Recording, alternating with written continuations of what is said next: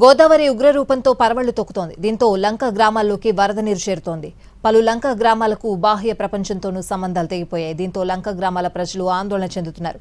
మరోవైపు కృష్ణమ్మలోనూ వరద ప్రవాహం పెరుగుతోంది. గోదావరి ఉధృతంగా ప్రవహిస్తోంది.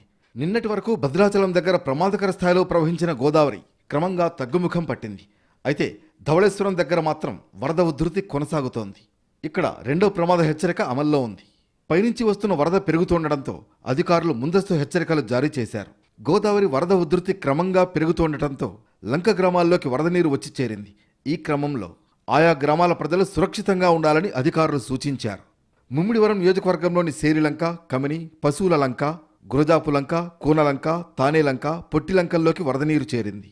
ముందస్తు చర్యల్లో భాగంగా అధికారులు పలుచోట్ల వైద్య శిబిరాలు ఏర్పాటు చేశారు. కొన్ని ఇళ్లను ఖాళీ చేయించారు. కొన్ని చోట్ల మరబోట్లను ఏర్పాటు చేశారు. సహాయక చర్యల కోసం ప్రత్యేక సిబ్బందిని ఏర్పాటు చేశారు. మరోవైపు కృష్ణానదిలోనూ వరద ప్రవాహం క్రమంగా పెరుగుతోంది. జూరాల నుంచి శ్రీశైలానికి పెద్ద ఎత్తున వరద నీరు వస్తోంది. శ్రీశైలం ప్రాజెక్టు పూర్తిస్థాయి నీటి మట్టం 885 అడుగులు కాగా ప్రస్తుతం 846.1 అడుగుల మేర నీరు ఉంది. శ్రీశైలం పూర్తిస్థాయి నీటి నిల్వ 215.8 టీఎంసీలు కాగా ప్రస్తుతం 72.19 టీఎంసీల నీరు ఉంది.